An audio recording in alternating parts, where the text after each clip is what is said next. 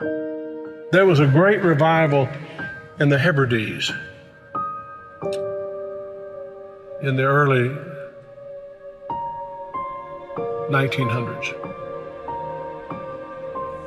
Began to moved up to the pleading for it into the 40s.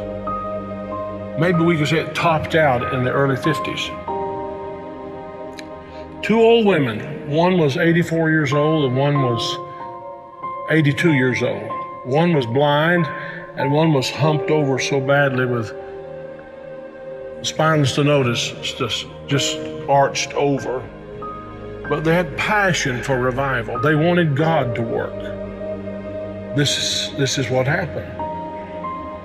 They couldn't even get out to the church to pray. They couldn't even get out to the church to worship.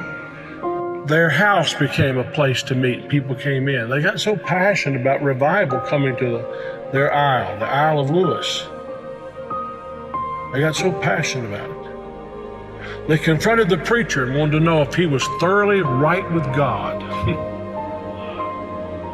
And they prayed and prayed and prayed. And they'd seen the Lord, they said, with the church filled up and God blessing, a great overflow.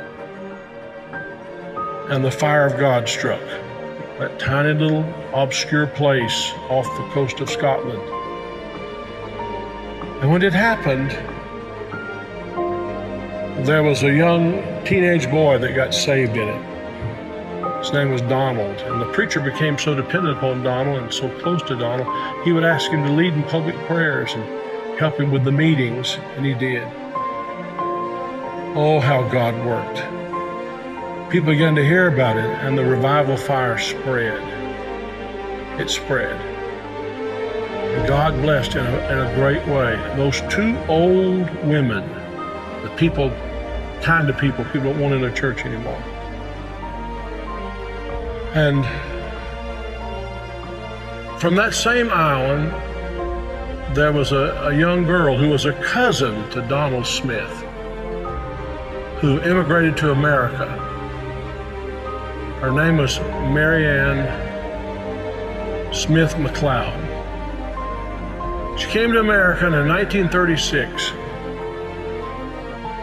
She met a man named Fred, and they were married. They fell in love. They were married. God blessed in a great way.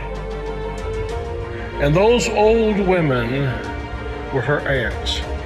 And they came out of that fiery revival, They really experienced revival. And they sent a Bible, a copy of the Word of God that had been used in a special way in that revival, to Mary Ann. She started having children.